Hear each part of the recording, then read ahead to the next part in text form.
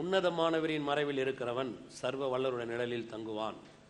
நான் கர்த்தரை நோக்கி, நீர் என் அடைக்கலும் என் கோட்டை என் தேவன், நான் நம்பியிருக்கிறவர் என்று சொல்லுவேன். அவர் உன்னை வேடனுடைய கண்ணிக்கும் பாலாக்கும் கொள்ளை நோய்க்கும் தப்புவிப்பார். அவர் தமது சிறகுகளாலே உன்னை மூடுவார். அவர் சட்டையின் கீழே அடைக்கலம் புகுவாய். அவருடைய சத்தியம் உனக்கு பரிசெய்யவும் கேடகமாம். இரவில் உண்டாகும் பயங்கரத்துக்கும் பகலில் பறக்கும் அம்புக்கும் இருளில் நடமாடும் கொள்ளை நோய்க்கும் மத்தியானத்தில் பாலாக்கும் சங்காரத்துக்கும் பயப்படாதிருப்பாய். உன் பக்கத்தில் 1000 பேரும் உன் வலது புலத்தில் 10,000 பேர் விழுந்தாலும் அது உன்னை அணுகாது. உன் கண்களால் மாத்திரம் நீ அதை பார்த்து துன்மார்க்கு வரும் பலனை காண்பாய். ஒரு அருமையான ஒரு சங்கீதம் பாருங்க. தியானம் என்ற தலைப்பின் கீழே இந்த சங்கீதங்களை அப்படி எடுத்துட்டு வரேன். எப்படி தியானிக்கிறது அப்படின்றத காமிச்சு வரேன். ஏன்னா வசனங்களை அதில் உள்ளே இருக்கிற கருப்பொருளை புரிஞ்சுக்கும் பொழுது தான் ஒரு நல்ல ஒரு மேன்மை நமக்கு உண்டாகும் பாருங்கள். அதில் இருக்கிறத நம்மளால் ருசிக்க முடியும். ஒரு அருமையான காரியமாக இருக்கும் பாருங்கள். நான் ஒரு முறை நார்த் ஈஸ்ட்டுக்கு போயிருந்தேன், இம்பால். அங்கே போகும்போது அங்கே ஒரு சர்ச்சில் இருந்தேன் பாருங்கள். ரொம்ப அருமையான ஒரு ஊர் அது. முடிஞ்சால் நீங்கள்லாம் போகலாம். மணிப்பூர் போய் பார்க்கணும். போய் பார்த்தீங்கன்னா உங்களுக்கே இந்தியா எப்படி இருக்குன்னு தெரியும். நல்ல இடம், அருமையான பசுமை. நம்ம நினைக்கிற வெளிநாடு தான் நல்ல நாடுன்னு. நம்ம நாடு மாதிரி ஒரு அருமையான பசுமை உள்ள இயற்கை நிறைந்த ஒரு காட்சியை நீங்கள் பார்த்துருக்க மாட்டீங்க பாருங்கள். ரொம்ப அருமையாக இருக்கும் பாருங்கள். நம்ம டைம் ஜோனும் அங்கே கொஞ்சம் வித்தியாசமாக இருக்கும். ஒரு காலையில் எழுந்திட்டு அந்த பாஸ்ட் சன்னோட நாங்கள் அப்படி நடந்து போயிட்டு இருந்தோம் பாருங்கள். போயிட்டு இருக்கும்போது அது ஒரு தோட்டம். அது அந்த தோட்டத்தில் அந்த தம்பி டக்குன்னு ஒரு இலையை பறித்து கையில் கொடுக்குறான். இது சாப்பிடுங்கண்ணே அப்படின்றான்.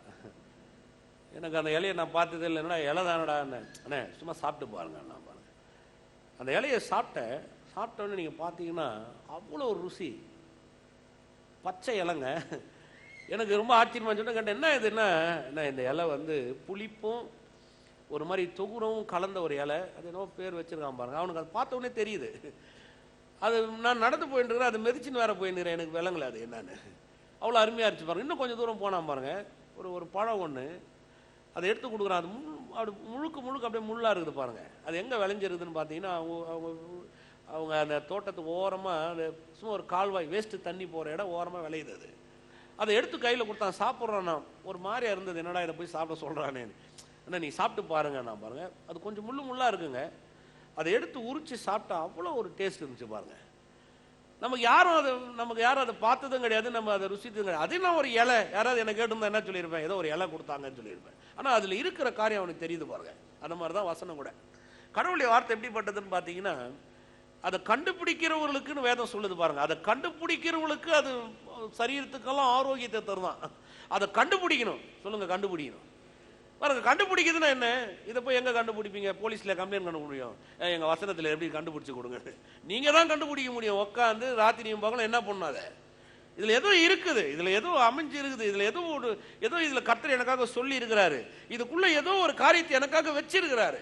அதை வச்சிருக்கிறத கண்டுபிடிக்கணும். அதை கண்டுபிடிக்கிறதுல தான் ஒரு மிகப்பெரிய அடங்கி இருக்குது பாருங்க. அதுக்கு பேர் தான் தியானம், வேற ஒன்றும் கிடையாது. தியானம்னா நீங்கள் வேற மாதிரி நினச்சிடாதீங்க. கடவுளுடைய வார்த்தையை தியானிக்கிறதுன்னு சொன்னால் அதுக்குள்ளே இருக்கிறத வெளியில் கொண்டு வரணும். அதில் என்ன அடங்கி இருக்குது நம்ம பார்க்கணும் பாருங்க. அவ்வளோ அருமையான ஒரு காரியம். இப்போ இந்த சங்கீதத்தில் என்ன அடங்கி இருக்குது? சங்கீதம் 91 நான் வாட்சி காமிச்சேன். உன்னதமான மறைவில் சர்வ வல்லவர். உன்னதமானவர்னா என்ன, சர்வ வல்லவர்னா என்னன்னு காமிச்சேன். இது மோசே எழுதின சங்கீதம் சொன்னேன். இப்போ அப்படியே அந்த சங்கீதத்தை நீங்கள் பார்த்தீங்கன்னா ஒரு நடைமுறை வாழ்க்கையில் கொண்டு வரார். நடைமுறை வாழ்க்கைன்னு சொன்னால் எப்படி இந்த பூமியில் வாழலான்றதுக்கு ஒரு சாட்சியாக கொண்டு வரார். 1000 ஆண்டுகளுக்கு முன்பதாக பாருங்க. அந்த காலகட்டம் ரொம்ப கொடுமையாக இருந்தது. வனாந்தரத்தில் அவங்க இருந்தாங்க. பலூன் மாதிரி உள்ளுக்குள்ள ஒரு கேஸை ஃபில் பண்ணி ஒரு பேக் வச்சிருப்பாங்க. ஆக்சிடென்ட் ஆகும்போது ஒரு குறிப்பிட்ட ஸ்பீடுக்கு அப்புறம் அந்த வண்டி சேதாரம் போது அந்த பலூன் ஓப்பன் ஆகிடும். ஒரு காரில் 12 ஏர் பேக் இருக்குதான், சில காரில் 8 ஏர் பேக் இருக்குதான்.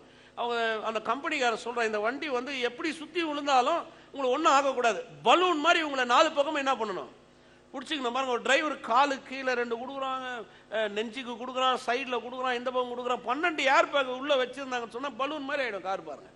அப்படி ஒரு டெக்னாலஜியை கண்டுபிடிக்கிறாங்க. ஒரு சாதாரண ஆக்சிடென்ட் ஆகணுன்றதுக்காக ஏர் பேக் வைக்கலங்க. ஒரு வேலை ஆயிடுச்சுன்னா கூட இவங்களுக்கு என்ன ஆகக்கூடாது. அதுதான் கர்த்தர். எதுவுமே விசுவாசிக்கிறீங்க பாருங்க. இன்னைக்கு இருக்கிற டெக்னாலஜியை வச்சு 12 air bag, 8 air bag, 10 air bag கண்டுபிடிக்கிறானு. அப்ப கர்த்தர் எவ்வளவு பெரிய டெக்னிக்கல்லாம் வச்சிருப்பா நீங்க நினைக்கிறீங்க? எந்த டெக்னிக்கல் பெருசு நினைக்கிறீங்க?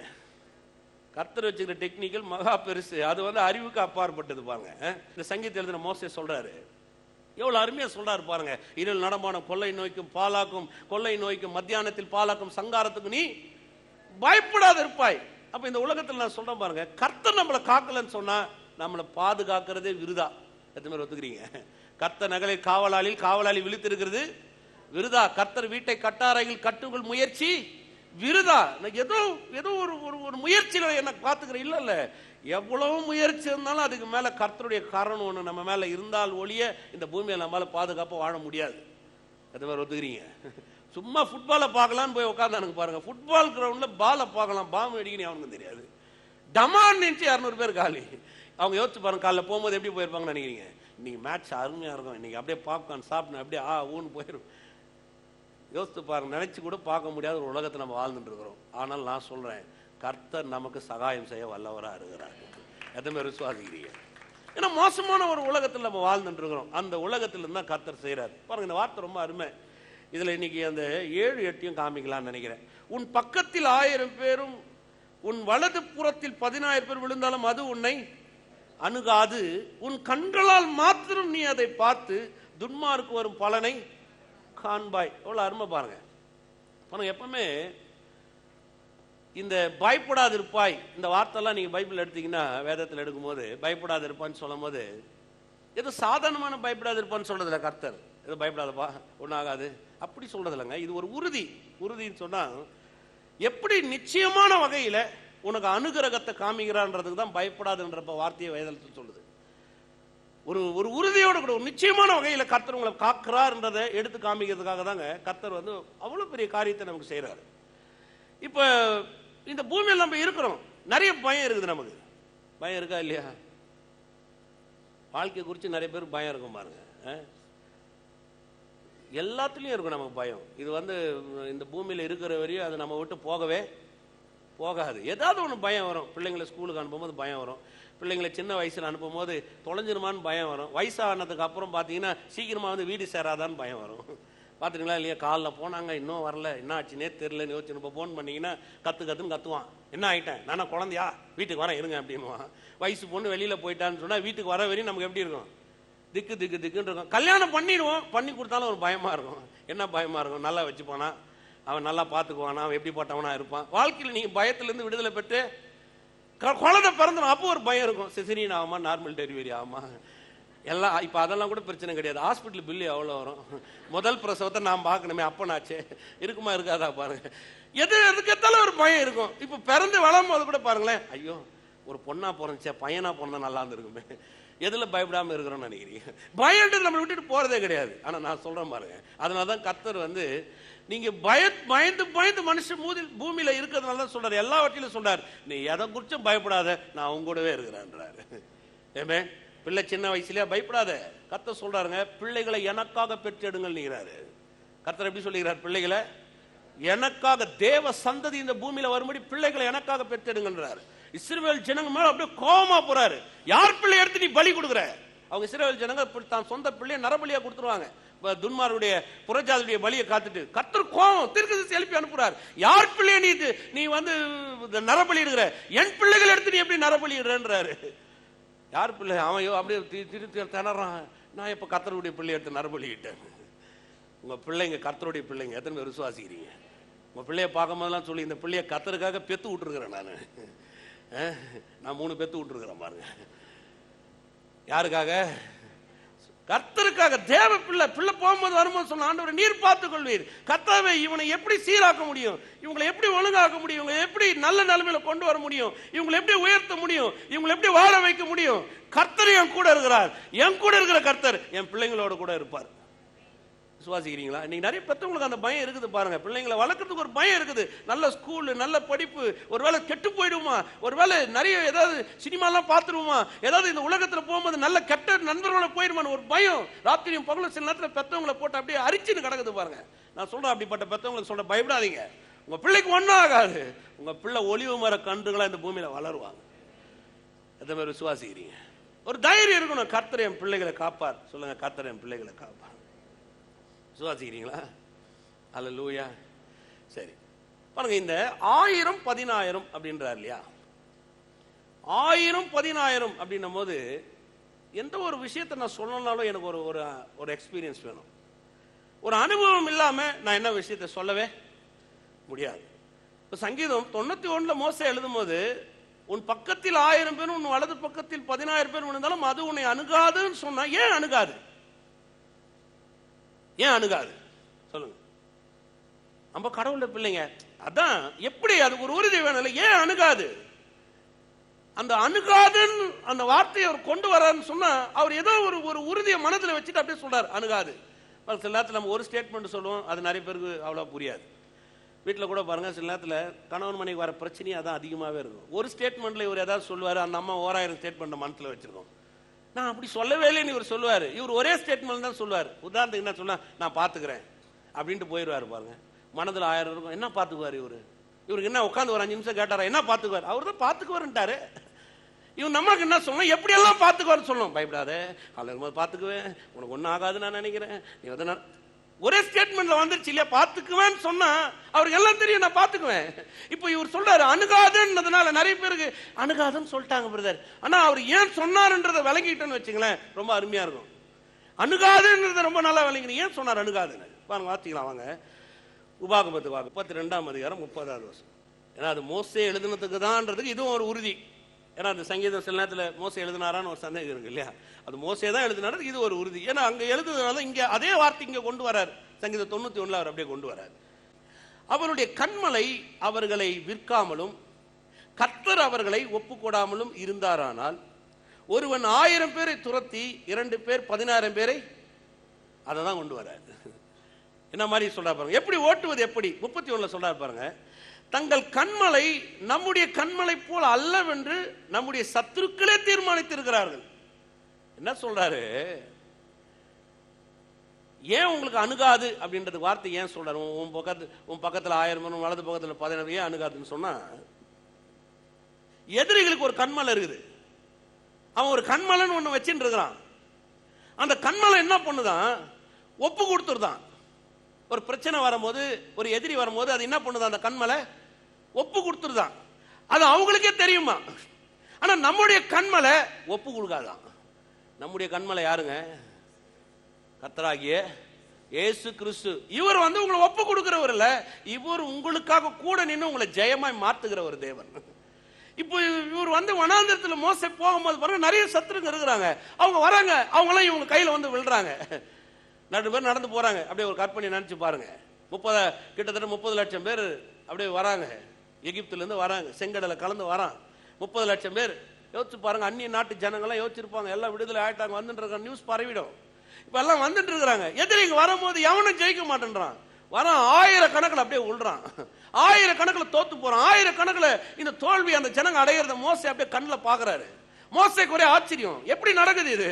1000 கணக்கான ஆட்கள் இந்த இஸ்ரவேல் ஜனங்கள்கிட்ட வந்து விழுறாங்களே, அப்படியே மடிறாங்களே. ஏன்னு சொன்னா கர்த்தர் அவளை காக்கிறவரா இருக்கிறார். எத்தனை பேர் விசுவாசிக்கிறீங்க? அதான் அவர் அப்படியே அந்த சங்கீதத்தை தான் அப்படியே அங்க கொண்டு வர்றாரு. ஏன் அணுகாதுன்னா, என் கண்மலை என்னை ஒப்பு கொடுக்காது, என் கண்மலை என்னை பாதுகாக்கிற கண்மலை. எத்தனை பேர் விசுவாசிக்கிறீங்க? அவங்க கண்மலை என்ன? அந்த கண்மலை ஒப்பு கொடுத்துருது பாருங்க. ஆனா இந்த கண்மலை ஒப்பு கொடுக்கறது இல்ல. கர்த்தர் எந்த பிரச்சனை வந்தாலும், உங்க வாழ்க்கையில எவ்வளவு போராட்டம் வந்தாலும், உங்க வாழ்க்கையில எவ்வளவு அழுத்தம் வந்தாலும், உங்க வாழ்க்கையில எவ்வளவு இக்கட்டு வந்தாலும், உங்க வாழ்க்கையில எவ்வளவு சவால் வந்தாலும், உங்க கர்த்தர் உங்களை ஒப்பு கொடுக்கிற தேவன் அல்ல, உங்களை காப்பாற்றுற தேவனா இருக்கிறார். எத்தனை பேர் விசுவாசிக்கிறீங்க? சொல்லுங்க, என் கண்மலை என்னை பாதுகாக்கிறவர். விசுவாசிக்கிறீங்களா? எத்தனை பேர் விசுவாசிக்கிறீங்க? ஒப்பு கொடுத்துட்டு போயிருந்தல, அப்படியாப்பா சரி நோய் வந்துருச்சு, நோய்க்கு உன்னை ஒப்பு கொடுத்துட்டேன், கிடையவே கிடையாது. தரித்திரம் வந்துச்சு, உன்னை ஒப்பு கொடுத்துறேன். ஏதோ உன் சத்துருக்கெல்லாம் உன்னை சூழ்ந்துக்கிட்டாங்க, உன்னை ஒப்பு கொடுத்துறேன். என்ன சூழ்ந்தாலும் சரி, என் கர்த்தர் என்னை ஒப்பு கொடுக்கிறவல்ல, என்னை விடுதலை ஆக்கிறவர். சொல்லுங்க, என் கர்த்தர் விடுதலை ஆக்கிறவர். அதனாலதான் அவ்வளவு ஆழமான வகையில் அதை எழுதுறாரு. அது உன்னை அணுகாது. சொல்லுங்க, என் பக்கத்தில் 1000 பேரும் என் வலது பக்கத்தில் 10,000 பேர் விழுந்தாலும் அது என்னை அணுகாது. அல்லேலூயா. வாங்க சங்கீதம் 121 வாங்க, 3 நாள் வாசிக்கிறோம். உன் காலை தள்ளாட விட்டார், உன்னை காக்கிறவர் உறங்கார். இதோ இஸ்ரவேலை காக்கிற உறங்குவதும் இல்லை, தூங்குவதும் இல்லை. கர்த்தர் உன்னை காக்கிறவர். கர்த்தர் உன் வலது பக்கத்திலே உனக்கு நிழலாய் இருக்கிறார். என்ன மாதிரி வார்த்தை பாருங்க. இதை திரும்ப முறை படிப்போம், ஆனால் யோசிச்சு பார்க்க மாட்டோம். நான் தூங்கலாம், ஏன்னா என் கர்த்தர் தூங்காமல் இருக்கிறதுனால நான் தூங்கலாம். எதுவுமே விசுவாசிக்கிறீங்க. என் சத்துரு ஏதாவது என்ன பண்ணணும்னு பார்க்குறான். என் சத்துரு என்னை ஏதாவது ஒரு பிரச்சனையில் கொண்டு வரணும்னு பார்க்குறான். ஏதோ ஒன்று செய்யறான். ஆனால் வேதம் சொல்லுதுங்க, உன்னை காக்கிற உறங்குவதும் இல்லை, தூங்குவதும் இல்லை. என்ன கர்த்தர் காக்கிறார். சொல்லுங்க, கர்த்தர் என்ன காக்கிறாரு. ஒரு உதாரணத்துக்கு கேட்குறேன் பாருங்க. ஒரு பேங்க்ல ஒரு வாட்ச்மேன் வச்சிருக்காங்க, இல்லை ஒரு ஃபேக்டரியில் ஏதோ ஒரு வாட்ச்மேன் வச்சிருக்காங்கன்னு வைங்க. ஒரு திருடு போயிடுது, யாரை முதல்ல கூப்பிடுவாங்க? ஏன் நான் சொல்லுவேன், என்னங்க எல்லாம் போட்டு நீங்கள் போயிட்டீங்க, நான் வெளியில் நின்றுந்தேன், எவன் எப்போ திறனான்னு தெரியும், கொஞ்சம் அசந்துட்டேன் சார், நடந்து போச்சுன்னா என்ன பண்ணுவாங்க? பரவாயில்ல பாரு சார், ஏதோ கொஞ்சம் டயர்டாக தூங்கிட்டாரான்.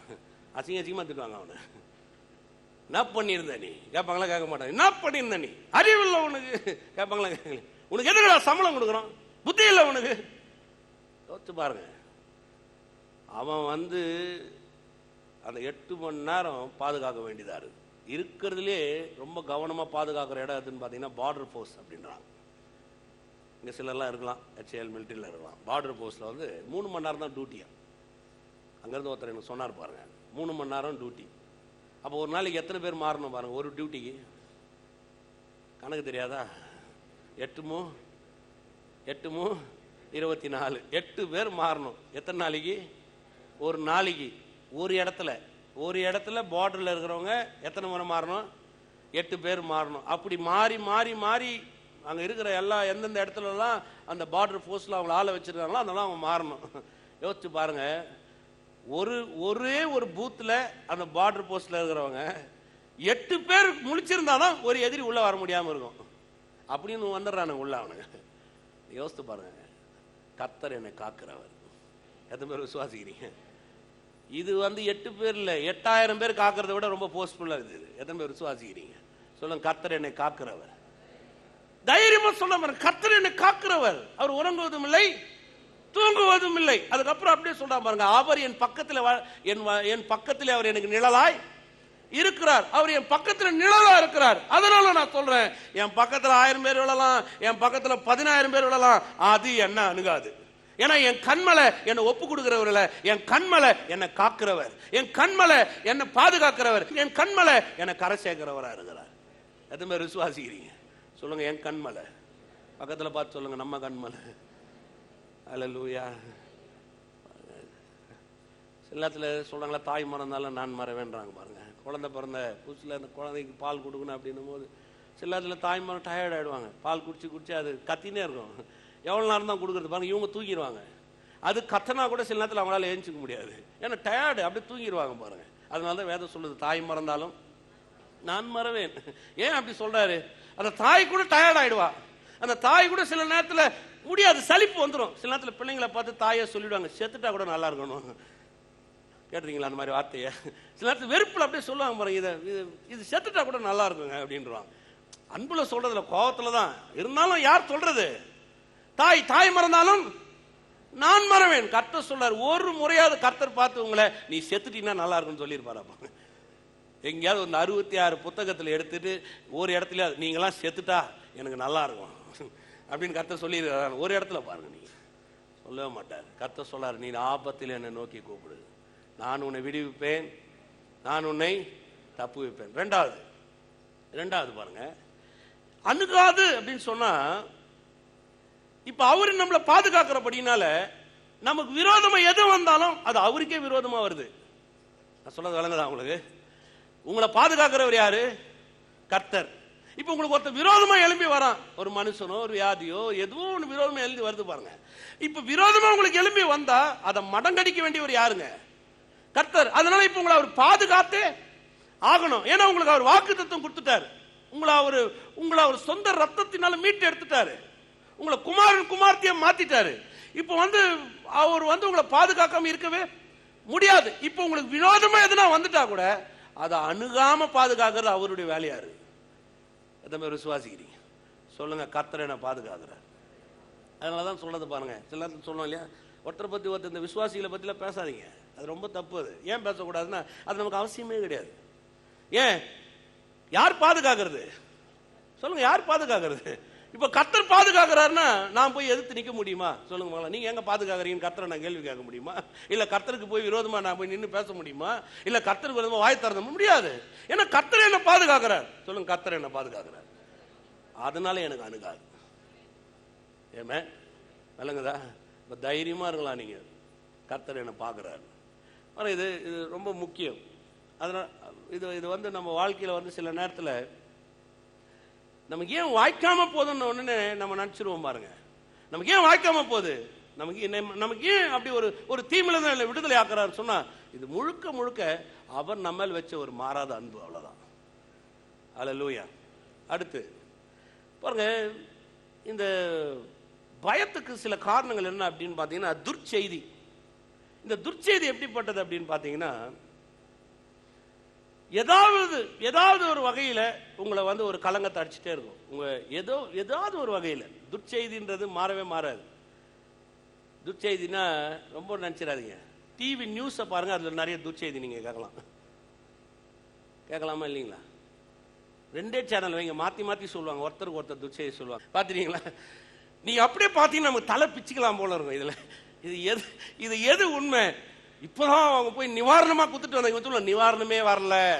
அவன் சொல்லுவான் நிவாரணத்தை வாரி வழங்கி கொண்டிருக்கிறார்கள் அமைச்சர்கள், காவாயிலையும் அங்க இருக்கிற தண்ணீர்லையும் அவர்கள் முழங்காலையும் போய் கொண்டிருக்கிறார். இந்த சேனல்ல வச்சீங்கன்னா ஜனங்க அப்படியே தத்தளித்து செத்து கொண்டிருக்கிறார்கள். நடக்குதா நடக்கலையா? துர்ச்செய்தி ரொம்ப பயங்கரமா இருக்கும். பாத்துறீங்களா? சில நேரத்தில் நீங்க பாப்பீங்களான்னு எனக்கு தெரியல, இந்த எக்கனாமி நியூஸ்லாம் கொஞ்சம் பார்ப்பேன். ஷேர் மார்க்கெட் இது போக பாத்துறீங்களா? கொஞ்சம் அதெல்லாம் கொஞ்சம் கற்றுக்கணும், அதெல்லாம் கொஞ்சம் அறிவை வளர்க்கணும். உட்காந்து அப்படியே பொம்பளைங்களுக்கும் சொல்கிற பாருங்க, உட்காந்து அப்படியே இந்த டிவி சீரியலே பார்த்துட்டு இருக்கக்கூடாது, புத்தி நாசமாக போடுவாது. குடும்பத்தை கெடுக்கணுமா டிவி சீரியலில் பாருங்கள், வெள்ளி ஆகிடுவீங்க எல்லாரும்.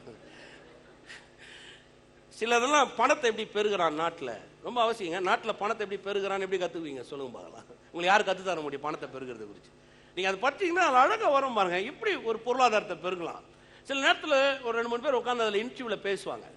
எப்படி இன்னைக்கு நிலவரத்தில் நம்முடைய பணத்தை அபிவிருத்தி அடையலாம், இல்லை எப்படி நிலைமையில கொண்டு போகலாம், என்ன மாதிரி கண்டிஷன்ல வரணும் அவங்க கணிக்கிறான். மணி கணக்கில் உட்காந்து வேலை செய்யறான். உலக வர்த்தகத்தையே கொண்டு வரான். அதுல அந்த உலக வர்த்தகத்தில் கொண்டு அதை கணிச்சு அதன் அடிப்படையில் ஒரு செய்தியை ரிலீஸ் பண்றாங்க. ரொம்ப நல்ல காரியமா இருக்கும் பாருங்க. நிறைய துர்ச்செய்திகள் சில நேரத்தில் நம்மளை என்ன செய்யுதுன்னு பார்த்தீங்கன்னா, நம்மளை ஒரு மாதிரி கலங்கடிச்சிருது, நம்மளை வேதனைப்படுத்திடுது பாருங்க. சில நேரத்தில் தொய்ஞ்சு போற நிலைமையில உங்களை கொண்டு போய் விட்டுரும். அதான் துர்ச்செய்தி. என்னடா இப்படி எல்லாம் பேசுறானுங்களே என்ற அளவுக்கு ஆயிடும். வாசிக்கலாம் பாருங்க, சங்கீதம் 57 வாங்க. எப்பவுமே சில நேரத்தில் சங்கீதத்தை வாசிக்கணும் வைங்களேன், அந்த பிராக்கெட்ல இருக்கிறது கூட வாசிக்கலாம் மேல, ஏன்னா அது ஒரு பின்னணி இருக்கும். அந்த பின்னணியை நீங்க புரிஞ்சுக்கிட்டீங்கன்னு வைங்களேன், சங்கீதத்தை கொஞ்சம் ஈஸியா புரிஞ்சுக்கலாம். நிறைய சங்கீதத்தை நீங்க ஈஸியா புரிஞ்சுக்கலாம். ஏன் எழுதினார் தாவீதுன்றத நீங்க விளங்கிக்கலாம். வாசிக்கலாம் பாருங்க. தாவீது சவுலுக்கு தப்பி ஓடி கெபியில் ஒதுங்குகையில் தனக்கு நஷ்டம் நேரிடாதபடி அல்தஸ்கேத் என்னும் வாத்தியத்தில் வாசிக்க தாவீது பாடி ராக தலைவனுக்கு ஒப்புவித்த மிக்தாம் என்னும் சங்கீதம். இது எப்படி தெரியுமா? பிரச்சனைக்கே டியூன் போடுறது. யாராவது பிரச்சனைக்கு டியூன் போடுவீங்களா? நம்ம டியூன் எப்படி இருக்கும் தெரியுமா? பிரச்சனை வரும்போது அது அப்படியே நெகட்டிவான டியூன், ஐயோ செத்துட்டாராமே காதலே கேட்க முடியாது. பாத்துறீங்களா? ஏதோ ஒன்று நடந்துட்டோம், ஏதோ ஒரு லாஸ் ஆகிட்டோம், ஏதோ ஒரு வியாதி வந்துட்டோம் பாருங்க, அப்படி விம்பின்னு உட்காந்துருப்பாங்க. ஒரு அம்மா இருக்கிறாங்க பாருங்க, டாக்டர் சொல்லிட்டாரா உனக்கு வயிற்றுல கட்டி மாதிரி தெரியுதுன்னு. கட்டின்னு கூட சொல்லலை, தெரியுது, நாளைக்கு வா ஸ்கேன் எடுக்கலாம். இன்னைக்கே அந்த அம்மா பாருங்க ஒரு 20 போன் எனக்கு, நான் செத்துருவேனா, ஒரு வேளை கேன்சராக இருக்குமா, ஒரு வேளை ஆண்டவர் ஏதாவது என்னை புரிஞ்சதுக்காக பண்ணினுக்கிறாரா. நான் நினச்சேன் ஆமாம்மா வயிற்றை கிழிச்சு உனக்கு கொஞ்சம் அறிவு வரணும்னு கட்டியை தூக்கி உள்ளே வச்சு கொஞ்சம் வெயிட்டாக இருந்தீங்கன்னா தான் நீ என்ன நம்புவ, நீ ரொம்ப லேஸாக இருக்கிற, உனக்கு கொஞ்சம் கனம் பண்ணி பார்க்கணும்னு சொல்லிட்டு கிலோ கணக்கில் உள்ளே வச்சு பார்த்துறீங்களா? இந்த முட்டி போடும் போது பசங்க கையில் கல் கொடுத்து முட்டி போட வைப்பாங்க, பார்த்துறீங்களா? எத்தனை பேர் பார்த்துருக்கீங்க? அதெல்லாம் செய்வாங்க. அந்த மாதிரி கர்த்தர் கொஞ்சம் வயிற்று கிழிச்சு உள்ள அறிவு வேணும் பாருங்க. இதெல்லாம் முட்டாள்தனமான பேச்சு. ஒரு பிரச்சனை வந்துச்சுன்னா அப்படியே நம்ம புலம்புறோம் பாருங்க. இவன் பிரச்சனையே பாட்டா பாடுறான். காணால ரொம்ப நல்லா வச்சு அந்த வார்த்தை நான் மறந்துட்டேன். ரோகாக்கு ராகா போட்டானா அவன். காணால டிரான்ஸ்லேட் பண்ணும்போது சொன்னாரு ரோகா பந்தரே ராகா ஆக்தானந்த. ரோகம் வந்துச்சுன்னா ராகம் பாருங்க, பிரச்சனை வந்தா பாட்டு தானா வருது பாருங்க. அப்படி ஒரு நோய் வருது, அதுக்கு ஒரு பாட்டு எழுதுறான். தப்பு பண்ற ஒரு பாட்டு எழுதுறான். பிள்ளை துரத்தின்னு வரான், அதுக்கு ஒரு பாட்டு எழுதுறான். அவன் பிரச்சனை வருதா ஒரு பாட்டு எழுதுறான். எல்லா பிரச்சனையுமே டியூன் போட்டு அதுக்கு ஒரு சாங் கம்போஸ் பண்ணி இவன் பெரிய அளவுல பிரபலம் ஆயிட்டான் பாருங்க. சங்கீதக்காரன்னு பேரும் வாங்கிட்டான். ஒன்னு ராஜா, இன்னொன்னு வந்து டியூன் கம்போஸ் பண்றவரு, இப்ப பாட்டு பாடுறவரு, எல்லாருமே யாராகிறாரு பாருங்க, தாவீதா இருக்கிறார். ஏன்னா அவருக்கு பிரச்சனையை நீங்க கொடுத்தீங்கன்னா, ஓ அந்த பிரச்சனையை கொண்டு வா, நான் டியூன் போடுறேன்னு உட்காந்து டியூன் போட்டுருவாரு அவரு. எவ்வளவு பெரிய பிரச்சனை தெரியுங்களா? இப்ப சவுல் துரத்தின்னு இருக்கிறான். நீங்க யோசிச்சு பாருங்க, இது எவ்வளவு நக்கல் இருக்கு அந்த ஆளுக்கு பாருங்க. சவுல் துரத்தின்னு இருக்கிறான், இப்ப உட்காந்து டியூன் போட்டுருக்கிறார். சங்கீதம் 57:4 வாசிச்சு பாருங்க. என் ஆத்துமா சிங்கங்களின் நடுவில் இருக்கிறது அப்படின்னு என்ன? இப்ப அவனை துரத்தின்னு இருக்கிறான், இவன் ஓடின்னு இருக்கிறான். அவன் சொல்றான், என் ஆத்துமா சிங்கங்களின் நடுவில் இருக்கிறது, தீயை இறைக்கிற மனுபுத்திரக்குள்ளே கிடக்கிறேன். அவர்கள் பற்கள் ஈட்டிகளும் அம்புகளும், அவர்கள் நாவு கருக்கான. என்ன சொல்றான்? இவனை குறித்து துர்ச்செய்திகளை எழுப்புறாங்களாம் சவுல் கிட்ட. சவுல் கிட்ட வந்து இவனுடைய சத்துருக்கள் அப்படியே அவங்க நிக்கிறாங்க, சிங்கம் மாதிரி எல்லாம் அவனை சூழ்ந்து நின்று இருக்காங்களா. என்னன்னு? அவனை விடாத, அவன் பெரிய ஆள் ஆயிடுவான், அவனை கொன்னுடு, அவனை ஏதாவது பண்ணிடு, அவனை ஏதாவது செஞ்சிரு, நீ அவனை விட்டு வைக்காத அப்படின்னு அவனை சுத்திரும் சிங்கங்களை போல நிக்கிறாங்களாம். அதுக்கப்புறம் சொல்றான் பாருங்க, தீயை வாரி இறைக்கிறார்கள். தீயை வாரி இறைக்கிற மேல எல்லாம் நெருப்பு அப்படியே அந்த அக்னி கந்தங்களை போட்ட மேல போடுறாங்களா, தூக்கி தூக்கி போடுறாங்களா அப்படியே பாருங்க. அதுக்கப்புறம் சொல்றான், அவர்கள் பற்கள், அதான் வாய், அவர்கள் பற்கள் ஈட்டிகளும் அம்புகளும், அவர்கள் நாவு கருக்கான. இவனுக்கு விரோதமா துர்ச்செய்தி எழுப்பினே இருக்கிறாங்க சவுல் கிட்ட. அவனை விட மாட்டான், அவனை எப்படியாவது கொன்னணும்னு வந்துட்டு இருக்கிறான். சொல்றான், இவ்வளவு துர்ச்செய்தியை கேட்டு கூட அவன் சொல்றான், நான் பயப்படேன், ஏன்னா கர்த்தர் என்னை காக்கிறவரா இருக்கிறார். எத்தனை பேர் விசுவாசிக்கிறீங்க? அல்லேலூயா. அதனாலதான் பாருங்க, இதெல்லாம் சங்கீதத்தை பார்த்து நீங்க கத்துக்கணும். நம்ம ஒரு பிரச்சனைக்கு பதில் சொல்லலான்றதுக்காக நம்ம கோடை கிடையாதுங்க. ஒரு பிரச்சனை வருது, அதை எதிர்க்கவே முடியலன்றதுக்காக நம்ம ஏதோ கையால் ஆகாதவங்க கிடையாது. நம்ம எதிர்க்கிறது இல்ல, கர்த்தர் அதை எதிர்க்க வல்லவரா இருக்கிறார். எத்தனை பேர் விசுவாசிக்கிறீங்க? நம்ம எதிர்த்த பெருசா ஒன்றும் அதில் சாதிச்சிட முடியாது. நீங்க நம்ம எதிர்த்து நீங்க யோசிச்சு பாருங்க, சவுலுக்கு எதிர்த்து இருந்தானே என்ன பண்ணிருக்க முடியும்? அவன் கோலியாத்தை வெட்டின சவுலை வெட்டி இருக்க முடியும். ஆனா முழு ராஜ்யத்தை கர்த்தர் அவன் கையில கொண்டு வந்தார். சவுல் மடிஞ்சு போயிட்டான், யோனாத்தான் மடிஞ்சு போயிட்டான். இஸ்ரவேல் ஜனங்க போய் கெஞ்சி அவனை கூட்டு வராங்க, வா நீதான் ராஜாவா இருக்கணும், வா வந்து திரும்ப அவனை கொண்டு வந்து உட்கார வைக்கிறாங்க. வந்து அவனை வந்து அதே சிங்காசனத்தில் அவனை அபிஷேகம் பண்ணி உட்கார வைக்கிறாங்க. ஏன்? ஏன்னா அது கர்த்தர் அப்படி காரியத்தை செய்யறாரு. அவன் எல்லா பிரச்சனையுமே டியூன் போட்டு பாட்டா பாட ஆரம்பிச்சுட்டான். துர்ச்செய்திகள் அவனை சுத்தி எழும்புது, துர்ச்செய்திகள் வருது, அவன் பயப்படுறது கிடையாது. ஏன்னா கர்த்தர் அவனை காக்குறாரு. எத்தனை பேர் விசுவாசிக்கிறீங்க? சொல்ற பாருங்க, சிங்கங்களை போல என்னை வளைந்து கொள்றாங்களாம். கர்ஜிக்கும் சிங்கத்தை போல யாரை விடுங்களாமோ என்று பிசாசு என்ன பண்றாங்க? வகை தேடி அலையறான், ஆட்களை எழுப்புறான். முழுங்குற இவனை விழுங்குன்னு சொல்லிட்டு சிங்கங்களை மாதிரி இருக்கிற ஆட்களை எழுப்புறான், வாயை திறக்க வைக்கிறான், துர்ச்செய்தி பரப்ப வைக்கிறான். ஒரு ஆட்களுக்கு விரோதமா, ஒரு குடும்பத்துக்கு விரோதமா, பிள்ளைகளுக்கு விரோதமா, ஊழியத்துக்கு விரோதமா வாயை திறக்கிறான் பாருங்க. அப்படியே துர்ச்செய்தியில பரப்புறான். அந்த வார்த்தை அப்படியே சொல்றான் பாருங்க. அவரு பற்கள் ஈட்டியும் அம்புமா இருக்குது, அவங்க நாவு கருக்கான பட்டயமா இருக்குது, எல்லாம் எழுப்பி விடுறான். சொல்றான், நான் பயப்படேன், ஏன் கர்த்தர் என்னை காக்கிறவரா இருக்கிறார். எத்தனை பேர் விசுவாசிக்கிறீங்க? சொல்லுங்க, நான் பயப்படேன், கர்த்தர் என்னை காக்கிறவரா இருக்கிறார். சங்கீதம் 112 வாங்க. துர்ச்செய்தி கேட்கதினால் பயப்படான், அவன் இருதயம் கர்த்தரை நம்பி திடனா இருக்கும். துர்ச்செய்தி கேட்கறதுனால் பயப்படான். சொல்லுங்க, துர்ச்செய்தி கேட்டா நான் பயப்பட மாட்டேன். அப்பயே நீங்க தெரிஞ்சுக்கலாம், கர்த்தர் உங்களுக்காக பெரிய காரியத்தை செய்ய போறார். நீங்க தெரிஞ்சுக்கலாம். எத்தனை பேர் விசுவாசிக்கிறீங்க? அதெல்லாம் அடிக்கடி சொல்லுவோம் பாருங்க. நீங்க உள்ள விமர்சனத்துக்குள்ள கொண்டு போனா பயந்துடாதீங்க. நீங்க அந்த விமர்சனத்துக்குள்ள போகும்போது கர்த்தரே உங்களை வாசல்ல ஒரு பெரிய விசாலமான வகையில் உங்களை உண்டாக்கி விட்டுருவார், உங்க பெருக்கத்துக்கு ஏதுவான வகையில். எத்தனை பேர் விசுவாசிக்கிறீங்க? சொல்லுங்க, கர்த்தர் நல்லவர். ஏமே எவ்வளோ ஒரு அருமையான ஒரு காரியம் பாருங்க. இதெல்லாம் நம்ம கொஞ்சமாதிரி எண்ணி பார்க்கணும் பாருங்க. இன்னொரு இடத்துல வாசிக்கலாம் பாருங்க. சங்கீதம் 3 வாங்க, 6 வாசிக்கலாம் பாருங்க. அது பிராக்கெட்ல வாசிங்க, அது இன்னும் நல்லா இருக்கும். பிராக்கெட்ல வாசிங்க. தாவீது தன் குமாரன் அப்சலோமுக்கு தப்பி ஓடுகையில் பாடின சங்கீதம். யாருக்கு தப்பி போறான்? அப்சலோம் யாரு? இல்லைங்க, ஒரு பிள்ளைக்கு எதிர்க்க முடியல நினைக்கிறீங்க. அவன் சாதாரண ஆள் கிடையாது. அவன் நீங்க யோசிச்சு பாருங்க. அவன் ராஜா கிட்டே போய் நின்று சொல்றான், நான் சிங்கத்தை கொன்றேன், கரடியை கொன்றேன், சிங்கத்தை கொன்றேன், கரடியை கொண்டேன், கோலியாத்தை கொண்டேன். அவன் வாழை உருவின்னு போனான்னா அப்சலோம்லாம் குழந்தை, அப்பவே அவன் பெரிய போர் வீரன் தாவீது, ஒரு ஆளை விட மாட்டான். அவன் அப்படியே வெட்டி கூச்சி விட்டு வந்துருவான் பாருங்க. அப்படிப்பட்ட ஒரு ஆளு அப்சலோமுக்கு பயந்துன்னு வராது பாருங்க. அப்சலோமுக்கு தப்பி ஓடி போகையில் அப்சலோமுக்கு தப்பி போறான். ஏன்னா தான் கையால ஒன்னும் செஞ்சிடக்கூடாது இல்லையா? அதனாலதான் நான் சொன்னேன் பாருங்க, அந்த வார்த்தையெல்லாம் மீண்டும் மீண்டும் அதிலே வருது. அப்படி செய்யல. அவன் போகும்போது என்ன பாடுறான் பாருங்க, 3:6 வாங்க. எனக்கு விரோதமாய் சுற்றிலும் படையெடுத்து வருகிற 10,000 பேருக்கு நான் பயப்படேன். என்ன சுத்திர 10,000 பேர், 10,000 பேர் என்ன சுத்தி வந்தா கூட நான் பயப்படல. ஏன்? இப்ப அவன் பாத்தீங்கன்னா தப்பி ஓடுறான், ஆனா பயப்படல. ஏன் பயப்படல? அது என்னை அணுகாது. ஏன் அணுகாது? கர்த்தர் என்னை காக்கிறவரா இருக்கிறார். எத்தனை பேர் விசுவாசிக்கிறீங்க? முழுக்க முழுக்க அந்த எண்ணங்களை வச்சுங்க மனதுல. கர்த்தர் என்னை காக்கிறார். சொல்லுங்க, கர்த்தர் என்னை காக்கிறார். நீங்க போகும்போது கர்த்தர் என்ன பண்றாரு? காக்கிறார். நீங்க வரும்போது கர்த்தர் என்ன பண்றாரு? காக்கிறார். நீ பஸ்ல போனாலும் கர்த்தர் என்ன பண்றாரு? காக்கிறார். வேலை செய்யற இடத்துல கர்த்தர் என்ன பண்றாரு? காக்கிறார். ஆமென்.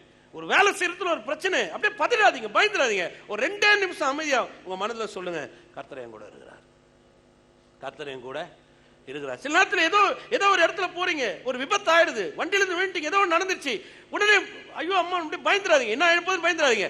இம்மீடியட்டா உங்க மனதுல உங்க ஆவியில் அப்படியே கொண்டு வாங்க, கர்த்தர் என் கூட இருக்கிறார். எத்தனை பேர் விசுவாசிக்கிறீங்க?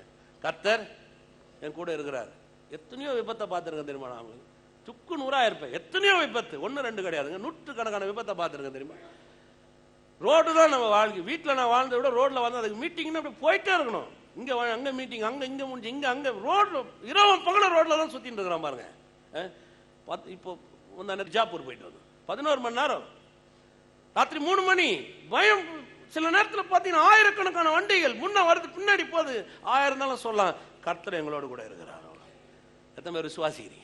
பயப்படக்கூடாது பாருங்க. ஏதோ ஒன்று நடந்துருச்சு, ஒரு அசம்பாவம் நடந்துருச்சு, இல்ல ஏதோ உங்களுக்கு எதிர்மாறா ஒன்று நிக்குது, ஏதோ ஒன்று, சொந்த பிள்ளையே இங்க ஆப்போசிட்டா மாறி போச்சு, எது வேணா இருக்கட்டுங்க.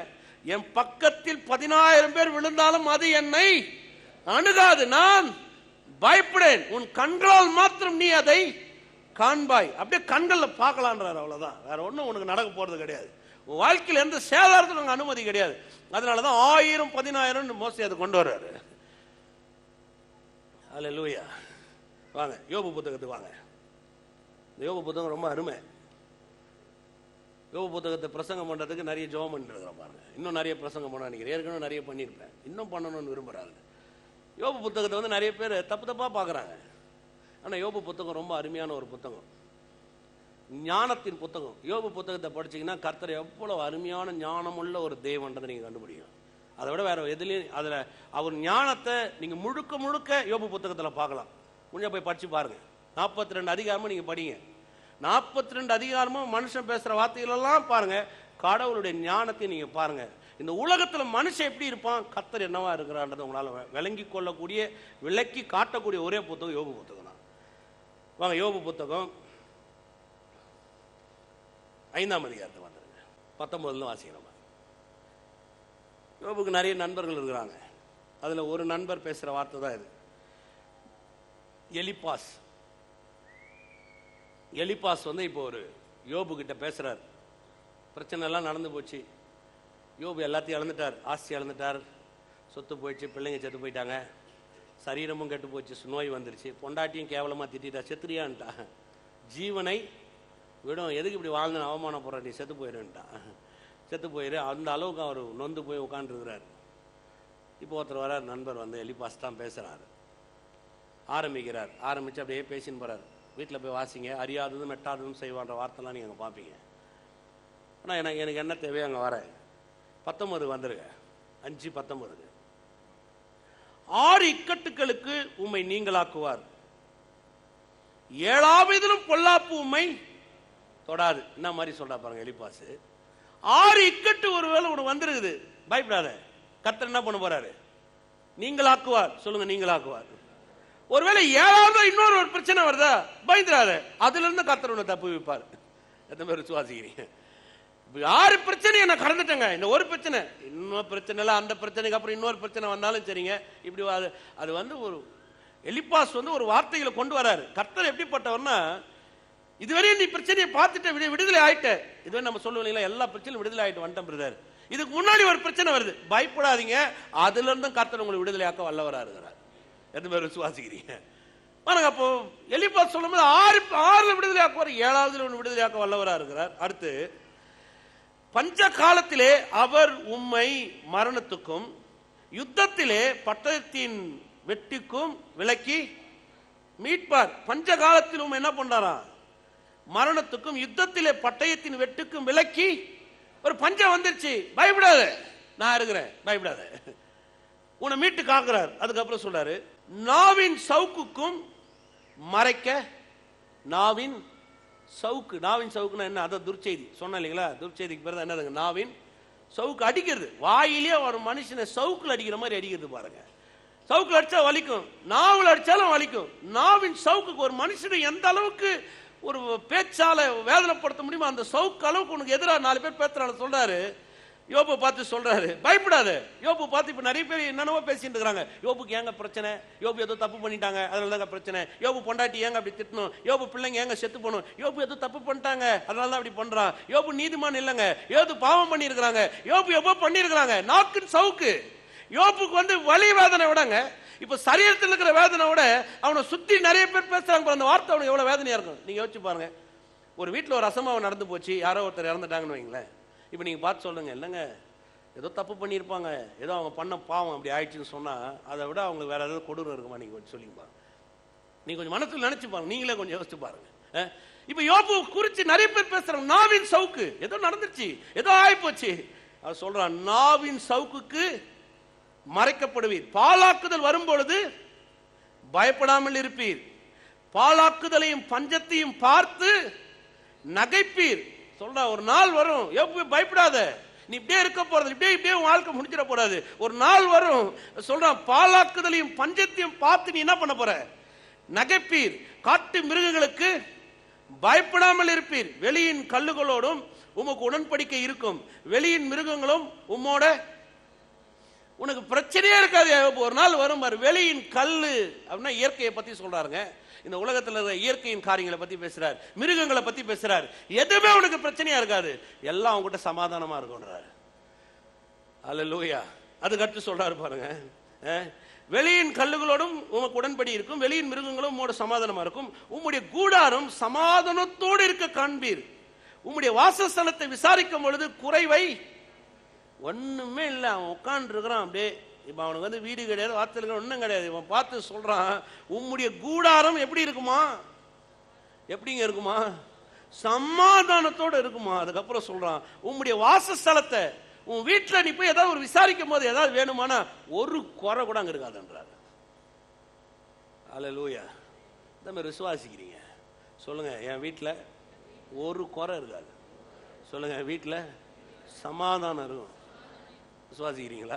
சொல்லுவாங்களா, சில நேரத்தில் வீட்டுக்குள்ளே போனால் வீட்டுக்கு வரவே பிடிக்கல, அதெல்லாம் வராது. எப்படா வீட்டுக்கு போகலான்னு தோணும் அவங்களுக்கு. எப்போ மனைவியை பார்க்கலாம், எப்போ வீட்டுக்கு போகலாம். குறைவு, பிரச்சனை, மாவு இல்லை, அரிசி இல்லை, எண்ணெய் இல்லை, இபி பில் கட்டல, ஒன்றும் இல்லை, எல்லாம் குடோன்ல கணக்கில் வச்சிருப்பீங்க. கர்த்தர் அந்த மாதிரி உங்களை ஆசீர்வதிக்க வல்லவராக இருக்கிறார். விசுவாசிக்கிற மட்டும் கரங்களை தட்டி தேவனை மகிமை. ஒரு பிச்சைக்காரன் ஐயா ஒன்றும் யோசிக்காது, இருந்தால் ஒரு மூட்டை அரிசி எடுத்துன்னு போன்னு கொடுப்பீங்க, போய் சமைச்சு சாப்பிடும். ஒரு மாதம் என் வீட்டில் பிச்சை எடுக்காத போனி, அடுத்த மாதம் திரும்பி வா, திரும்பி பிச்சை எடுக்காத, இன்னொரு மூட்டை தரேன், திரும்பி சமைச்சு சாப்பிட போடலாம். கொடுக்கணும்னு நினைக்கிறீங்களா? இல்லையா? கொடுக்கலனாவது கொஞ்சம் ஒத்துங்க. ஒரு எழுதுற மாதிரி தான், எழுத வரலன்னா கூட கொஞ்சம் தப்பா எழுதுனாதான் என்ன பண்ணும் வரும். அந்த மாதிரி தான் வாயை திறந்தாதான் கொஞ்சமாவது செய்யணும். என்ன பண்ணும்? மாற்ற முடியுமா முடியாதா? சொல்லுங்க, நீங்க சொல்லுங்க. என்னங்க ஒரு அரிசி மூட்டை என்ன அப்படியே 1 லட்ச ரூபா ஒரு அரிசி மூட்டை, 25 கிலோ மூட்டை அரிசி மூட்டை எவ்வளோ?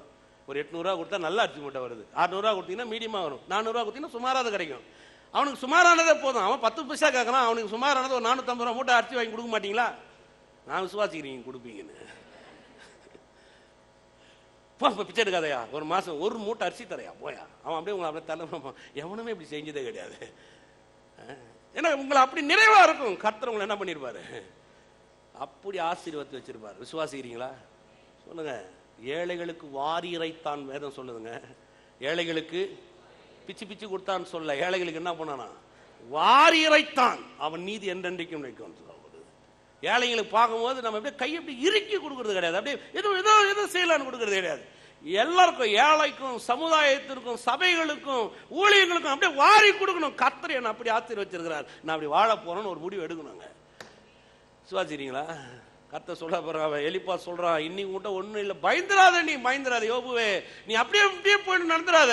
யோபு கிட்ட அப்படியே பேசுறான். இப்ப எலிப்பாஸ் பேசுறதுல யோபுக்கு எப்படி இருக்குன்னு தெரியுங்களா? இங்கிலீஷ் படம் பார்க்குற மாதிரி இருக்கும். எதுவுமே அந்த டைனோசர் மூவி பார்த்துருக்கீங்க, நிறைய பேருக்கு அது என்ன டயலாக்னே தெரியாது, நோம் மாதிரி வருது பிரதர்னுவாங்க.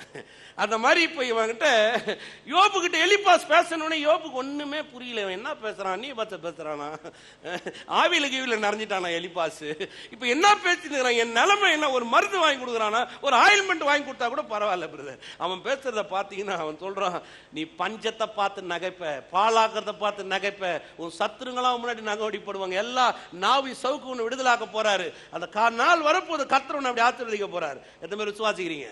நல்லா கரங்களை வச்சு சொல்லுங்க, நாள் வரப்போகுது, என் வாழ்க்கை இப்படி மாறப்போகுது, என் கூடாரத்தில் சமாதானம் இருக்கும், என் வாசஸ்தலம் நிரம்பி கிடக்கும். விசுவாசிக்கிறீங்களா? கரங்களை தட்டி தேவனை மகிமைப்படுத்து. பயப்படாதீங்க. இன்னைக்கு உங்க நிலைமை இப்படி இருக்கிற மாதிரி நீங்க இருக்க போறது கிடையாது. சில நேரத்தில் நான் சொல்ற வார்த்தை உங்களுக்குள்ள வேணா ஒரு நம்பிக்கை இல்லாம இருக்கலாம். நான் இன்னைக்கு சொல்ற பாருங்க, இங்க இருக்கிறவங்களுக்கு, நீங்க எங்கெல்லாம் அவமானப்பட்டீங்களோ அந்த இடத்தெல்லாம் கர்த்தர் உங்களை 1000 மடங்கு ஆசீர்வதிக்க போறார். எழுதி வச்சுக்கோங்க பைபிள்ல. எங்கெல்லாம் நீங்க பஞ்சத்துல இருந்தீங்களோ அந்த இடத்துல உங்க கருத்தை தாராளமா கொடுக்கற கர்த்தர் மாத்த போறாரு. எழுதி வச்சுங்க. இதெல்லாம் சும்மா நினைக்காதீங்க, ஒன்னும் யோசிக்காதீங்க. என் கர்த்தர் உயிரோடு இருக்கிறார். எத்தனை பேர் விசுவாசிக்கிறீங்க? சொல்லுங்க, என் கர்த்தர் உயிரோடு இருக்கிறார். பயப்படுறது இல்லைங்க. ஐயோ என்ன ஆகும், எப்படி இருக்கும் யோசிச்சு பாருங்க. மோச நிலைமை எப்படி இருக்கும்? 1000 பேர் பக்கத்துல விழுவாங்களாம், என் வலது பக்கத்துல 10000 பேர் விழுவாங்களாம். அது என்ன அணுகாது, என்ன அணுகாது. எப்படி சும்மா சொல்லிட்டாரா மோசே? அப்படியே உட்காந்து கனவு காணு சொல்லிட்டாரா? 30 லட்சம் பேரை வழி நடத்தின ஒரு தலைவன், எக்ஸ்பீரியன்ஸ், அப்படியே லைஃப் கண்ணு முன்னாடி பார்த்துட்டான். வனாந்திரம் வயல்வெளி ஆகிறத பார்த்துட்டான். வானத்திலிருந்து 30 லட்சம் பேர் கொட்டுறதை பார்த்துட்டான். கண்மலையை பிளந்து தண்ணீரை கொடுத்ததை பார்த்துட்டான். இப்ப அவன் எழுத உட்கார்ந்து சங்கீதத்தை எழுதுறான். என் பக்கத்தில் 1000 பேர் விழலாம், என் வலது பக்கத்தில் 10000 பேர் விழலாம், என்ன அணுகாது, அது எனக்கு அணுகாது. அது அப்படியே கர்த்தர் கொண்டு நம்ம கையில் கொடுத்துட்டாரு. உனக்கும் அணுகாது போ அப்படின்ட்டாரு. விசுவாசிக்கிறீங்களா? சொல்லுங்க, எனக்கு அணுகாது. அல்லேலூயா. இப்போ யோபு அப்படியே பார்க்குறாரு. இவர் விடுற மாதிரி இல்லை எலிப்பாஸ், நானும் விடுற மாதிரி இல்லை. அதை கண்டினியூ பண்ணி தான் ஆகணும். 25 வாங்க. உம்முடைய சந்தானம் பெருகி உம்முடைய சந்ததியார் பூமியின் பூண்டுகளை போல இருப்பார்கள் என்பதை, இந்த வார்த்தை ஏதாவது தியானம் பண்ணணும் சொல்லுவோம் இல்லைங்களா? இதை கொஞ்சம் தியானம் பண்ணும்போது அருமையாக இருப்பாருங்க. உம்முடைய சந்தானம் பெருகுது, உம்முடைய சந்ததியார் பூமியின் பூண்டுகள் போலனா என்ன பாருங்க. இன்னைக்கு யாருமே ஒற்றுமையாக வாழ்றதே கிடையாது. பாருங்களா நீங்க, வேணாம் வேற தொல்லை எதுக்கு வேற இல்லை வேணாம், நம்ம தனியாக இருந்து நமக்கு நம்ம தனியாக போயிடலாம். அவர் சொல்றாரு, பூண்டு பாருங்க, எல்லா பல்லும் ஒன்றுலையும் இணைஞ்சு கிடக்கும், தனித்தனியா இருக்காது. பூண்டு என்னவா இருக்கும்? இணைஞ்சு கிடக்கும். சொல்றாரு, உன் சந்ததி சதறி போக மாட்டாங்கயா, நல்லா பூண்டு மாதிரி எல்லாம் ஒன்னா இணைஞ்சு வாழ்வாங்க. உன் பிள்ளை, உன் மருமக, உன் பேரன், உன் பேத்தி எல்லாம் ஒன்னா கூடி வாழ்வாங்க. ஏன்? அந்த பிரச்சனையா இருக்காது. உன் சந்ததியை கர்த்தர் அப்படி ஆசீர்வதிக்க போற. எத்தனை பேர் விசுவாசிக்கிறீங்க? சொல்லுங்க, என் குடும்பம் அப்படியே பூண்டு மாதிரி ஒற்றுமையா வாழ்வாங்க. விசுவாசிக்கிறீங்களா? பார்த்தீங்களா? கல்யாணம் பண்ண சொல்றாங்க, தனியாக அமைச்சிருங்க, துரத்தி விட்டுருங்க. துரத்தி விடுறது இல்லைங்க, கொஞ்சம் தூரம் வைக்கணும், அவ்வளோதான். எந்த மாதிரி விசுவாசிக்கிறீங்க? பூண்டு மாதிரி இருக்குமா? என்ன மாதிரி வார்த்தை பாருங்க. எலிப்பாஸ் எந்த இடத்துல போய் படிச்சான்னு எனக்கு தெரியல, எந்த யூனிவர்சிட்டியில் அந்த காலத்தில் படிச்சான்னு தெரியல. அதுக்கடுத்து சொல்ற பாருங்க, தானியம் ஏற்ற காலத்தில் அம்பாரத்தில் சேருகிறது போல முதிர் வயதிலே கல்லறையில் ஏதோ அல்பாய் செத்துருவான் நினைக்கிறேன். நீ யோபு, நீ சாக மாட்ட, செத்துருவான் நினைக்கிற, நீ சாகவே மாட்ட. ஐயோ உன் பிரச்சனை இல்ல, நீ சாக மாட்ட. எப்படி தானியத்தை கொண்டு போய் அம்பாரத்துல சேர்க்கிறாங்களோ, அது வளைஞ்சி, அதை கதிர் அடிச்சு, அதை சீராக்கி, அதை ஒழுங்காக்கி, அதை கொண்டு போய் அம்பாரத்துல சேர்க்கிறாங்க. அந்த மாதிரி நீ முதிர் வயதுனா வாழ்வேன்றாரு. நீங்க யோபு 42ஆம் அதிகாரத்துல போய் வாட்சி பாருங்க. அங்க சொல்லப்படுது, யோபு 4 தலைமுறைகளை கண்டானா. எத்தனை தலைமுறைங்க? நம்ம என்ன நினைக்கிறோம், இதுங்களை கரை சேர்த்துட்டா போதும் பிரதர். எல்லாம் இதுக்கு உங்களுக்கு ஒரு பைபிள் அவசியமே கிடையாது, கவர்மெண்ட்டே போதும். நீ தெரியுமா உங்களுக்கு?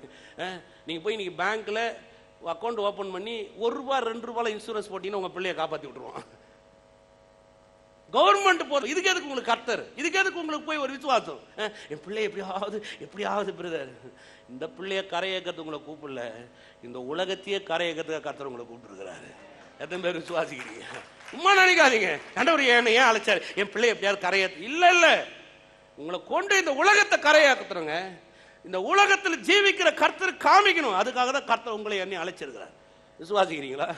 என்ன வார்த்தை பாருங்க. அதுக்கப்புறம் சொல்றான் 27, இதோ நாங்கள் ஆராய்ந்து அறிந்தது இதுதான். நான் சும்மா வந்து உங்கள்கிட்ட கதை உள்ளப்பா யோபுவே, நான் எல்லாம் ஆராய்ஞ்சிருக்கிறேன், அறிஞ்சிருக்கிறேன். அது இதுதான் காரியம். இப்படி இருக்கிறது, காரியம் இப்படிதான் இருக்கிறது. இதை நீர் கேட்டு உமக்கு நன்மை உண்டாக அறிந்து கொள்ளும் என்றான். இதை கேட்டு உனக்கு நன்மை உண்டாக நீ என்ன பண்ண, அறிஞ்சுக்கப்பா. ஏமே, நானும் அதான் உங்களுக்கு சொல்றேன். இதை கேட்டு உங்களுக்கு நன்மை உண்டாக நீங்க என்ன பண்ணுங்க, அறிந்து கொள்ளுங்க. இதெல்லாம் சும்மா பேசல. ஆராய்ந்து அறிந்து காரியம் எப்படி இருக்குதுன்றதை உங்ககிட்ட நான் சொல்றேன். இதான் என்னுடைய வேலை. என்னுடைய வேலை என்னங்க, இதை ஆராய்ந்து அறிந்து உங்ககிட்ட கொண்டு வரேன். இப்போ நீங்க சொல்ல இல்லை கொஞ்சம் அப்படிதான் ஒரு திடீர்னு உற்சாகமா இருப்பாரு, நீ கொஞ்சம் சூட்டு கொஞ்சம் நல்லா இருக்கிற மாதிரி இது கொஞ்சம் எமோஷனலாக பேசுவார் பிரதர். நான் எமோஷனலாக உங்ககிட்ட பேசி என்ன பண்ண போறேன்? உங்க வாழ்க்கையை கர்த்தர் அப்படி செய்ய போராடுறத ஆராய்ந்து அறிந்து சொல்றேன் நான் உங்களுக்கு. சும்மா கதை உள்ள விசுவாச்சு பாருங்க. என் தேவனை நம்பின யாரா இருந்தாலும் சரி தோல்வி அடைஞ்சதே கிடையாது. என் தேவனை தொட்டவங்களே சுகமா இருக்கிறாங்க. தேவனை தொட்டவங்களே சுகமா இருக்கிறாங்க. தேவனே உங்களை தொட்டு இருக்கிறார். நீங்க கொஞ்சம் யோசித்து பாருங்க. நீ வேதம் சொல்லுதுங்க, அவர் தான் உங்களை தெரிந்து கொண்டார், அவர் உங்களை நாடி ஓடி வந்தார். அவர் சொல்ற, நான் உன்னை தெரிந்து கொண்டேன், நான் உன்னை பேர் சொல்லி அழைத்தேன், நீ பயப்படாம இருப்பன்ற. ஏமே, இந்த காலத்தில் அதுக்கு தான் தீர்க்கதரிசியில் எழுப்பினார். எதுக்கு தீர்க்கதரிசியில் எழுப்பினார்னு நினைக்கிறீங்க? தீர்க்கதரிசினா என்ன? நான் பார்க்குறேன், நீ ஃப்ளைட் ஏற, நீ வேலைக்கு போற, நீ அவர் சொல்லி முடிக்கிறதுல ஃப்ளைட் ஏறி வேலைக்கு போயிட்டு வந்துருப்பாரு அவர். என்னத்தை நான் பார்க்குறேன். இது வந்து எப்படின்னு பார்த்தீங்கன்னா, ஏதோ ஒரு மனுஷனுக்கு சொல்றது இல்லைங்க. தீர்க்கதரிசனம் என்ன? நீ போய் பைபிளை வாசிங்க, முழுக்க நீ வாசிங்க. நான் தீர்க்கதரிசிக்கு எதிரி கிடையாது. நான் ஒரு நாளும் தீர்க்கதரிசிக்கு எதிரி கிடையாது, தீர்க்க தரிசனத்துக்கு எதிரி கிடையாது. நான் தீர்க்க தரிசன விசுவாசிக்கிறேன், தீர்க்க தரிசிகளையும் விசுவாசிக்கிறேன். ஆனால் எல்லா தீர்க்க தரிசி விசுவாசிக்கிறதுல இன்னைக்கு நான் நினைக்கிறேன் பாருங்க, என் பாஸ் கோவமா இருப்பாரு, கர்த்தரை கிட்ட காலையிலே சொல்லிட்டாரு. இது தீர்க்க தரிசனம் கிடையாது. நீ ஒழுங்கா வேலை செஞ்சு பாரு, உன் பாஸ் கோவமாவே இருக்க மாட்டான். நான் சொல்றது புரியுங்களா? என்ன, நாங்கள் நேற்றே ஜெபம் பண்ண, கர்த்தரை எனக்கு வந்து எல்லோ கலர் சட்டை தான் நீங்க போட சொன்னார். தப்பா எடுத்துக்காதீங்க. இதெல்லாம் உலகத்துல நீ சுத்தின்னு இருக்கு தெரியுமா உங்களுக்கு? எங்கிட்டே வந்து சொல்லுவாங்க, சிரிச்சினே அமைதியா இருக்கிறது. சரி நான் எல்லா கலரையும் போட்டுக்கலாம், விட்டுரு, பிரச்சனை. வேதனைப்படுத்தக்கூடாது, என்ன பண்றது? அவங்கள வேதனைப்படுத்தி நம்ம என்ன பண்றது? இந்த மாதிரி தீர்க்கதரிசனம் இல்லைங்க. தீர்க்கதரிசனம் என்ன தெரியுமா? பார்க்கணுமா? தீர்க்கதரிசனம் என்னன்னு பார்க்கணுமா? இல்லை முடிச்சிடலாமா? உற்சாகமா தான் இருக்கிறீங்க. வாங்க, ஏசாயா தீர்க்கதரிசன புத்தகம் 43ஆம் அதிகாரத்துக்கு வாங்க. தீர்க்கதரிசனம்னா, தீர்க்கதரிசியில் எதுக்கு எழுப்புறாருன்னு சொன்னா, கட்டி எழுப்பணும் ஒரு மனுஷனை, அவனை திடப்படுத்தி காமிக்கணும். அவனை கடவுள் எப்படிப்பட்டவர், என்னவா இருக்கிறான் எடுத்து காமிக்கணும். அதுக்கெல்லாம் தீர்க்கதரிசனத்தை கொண்டு வந்தார். நீ போய் வாசிச்சு பாருங்க. மேஜர் தீர்க்கதரிசனம்ன்றதா எரேமியா, எசேக்கியேல், ஏசாயா தீர்க்கதரிசனம் போய் படிச்சு பாருங்க. என்ன ஜனங்களை நடத்தி காமிக்கிறாரு கர்த்தர்ன்றத, எப்படி தேத்துறாரு, எப்படி கொண்டு வராரு, அவங்க வாழ்க்கை எப்படி சீராக்குறாருன்னு பாருங்க. ஒன்னு வாசிக்கலாம், நிறைய இருக்குது. இது ஒண்ணு எனக்கு மனதிலே இருக்குது, அப்படியே வாசிக்கலாம். ஏசாயா 43:2, நீ தண்ணீர்களை கடக்கும் பொழுது நான் உன்னோட இருப்பேன், நீ ஆறுகளை கடக்கும் பொழுது அவைகள் உன்மேல் புரளுவதில்லை, நீ அக்னியில் நடக்கும் போது வேகாத இருப்பாய், அக்னி ஜுவாலை உன் பேரில் பற்றாது. இந்த மாதிரி வார்த்தை பாருங்க. அவர் சொல்லும் போது அருமையா சொல்றாரு, நீ தண்ணீர்களை கடக்கும் பொழுது நான் உன்னோட இருப்பேன். என்ன அர்த்தம்? நீ தண்ணியில கடக்கும் போது அவங்க கூட இருப்பேன்னா என்ன? ஏதோ ஒரு பிரச்சனை வருது, அந்த பிரச்சனை வரும்போது உங்களை முன்ன விட்டுட்டு அவர் பின்னுக்கு வர ஆள் கிடையாதுங்க. நீ கடக்கும்போது கூட இருப்பேன். நீங்க யோசிச்சு பாருங்க, செங்கடல் சிறுவல் ஜனம் கடந்தாங்க, நம்ம எல்லாருக்கும் தெரியும். ஆனா கர்த்தர் கூட கடந்தார். தெரியுமா உங்களுக்கு? அது எத்தனை பேர் தெரியும்? போய் நீங்க வாட்சி பாருங்க.